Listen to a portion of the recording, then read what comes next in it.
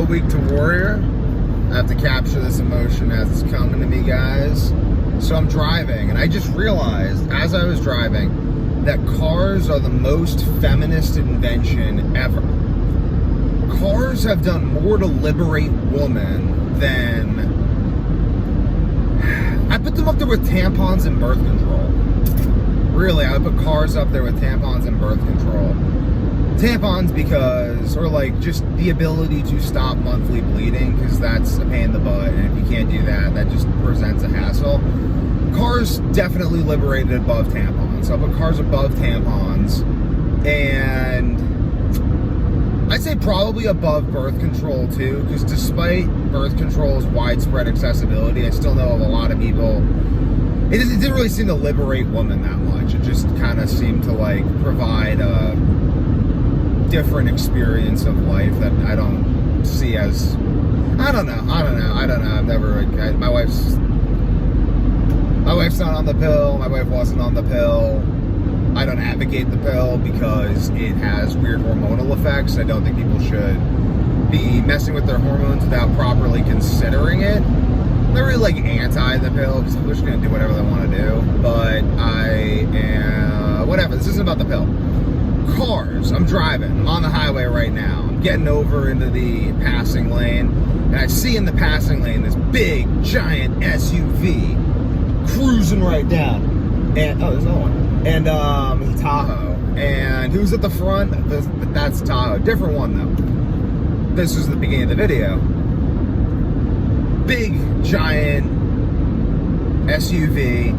And there's this like little petite blonde white mom in her like 40s or 50s or something. I assume she's a mom because her kid's in the car, otherwise she must have kidnapped them or something. But she's driving her car, doing her thing, and I'm thinking about it, and I'm like, she must feel so great in that car. Like, she's a small little woman, but now she's in their big, nice honking car.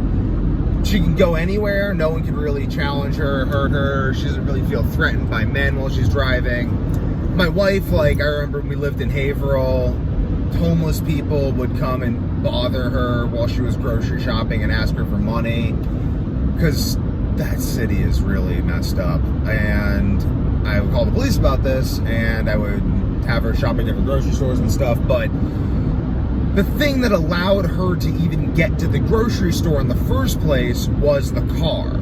The thing that allowed my wife to drive from Florida to Virginia to meet me was the car. Really, I mean, she couldn't have married me without the car, because she wouldn't have had a safe means of traveling autonomously by herself without the car. But she has the car, she'll come up, meet me, get married to me.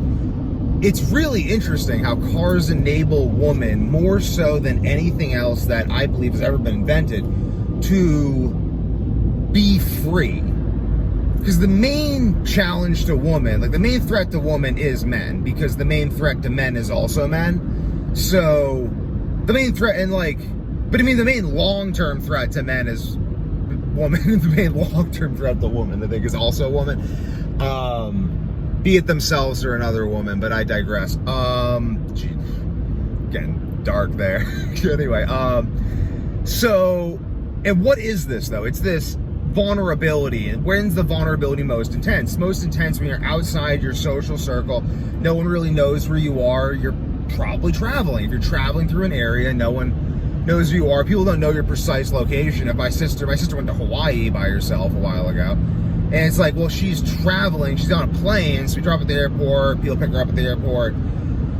Planes are pretty good, but a plane isn't as accessible because you also need somewhere to get around, some way to get around once you're there, renting cars, the whole hassle. But if you can save up, like even if you're a really broke woman, like look, there's a really beat up Toyota over there, probably cost someone 10 grand, parts are replaced.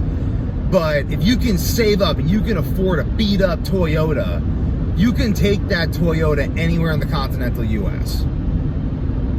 Wow. You can work. You can get from your home to your work without being accosted. You're driving a weapon. You can be immune to weather. You can enable yourself to work to be economically independent. You can be invulnerable traveling. Like, I can't really stress enough how being invulnerable while traveling is such a superpower.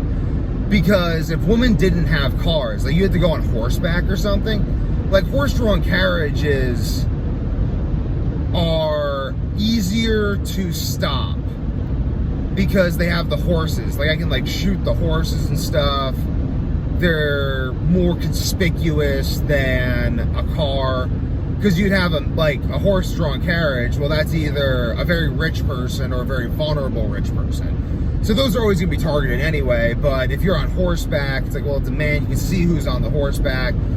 But in a car, you can't see who's in the car. It's, and the means of transportation for the car are not immediately seizable. So if you're in a horse-drawn carriage, you have to have someone outside the carriage driving the carriage. They're vulnerable.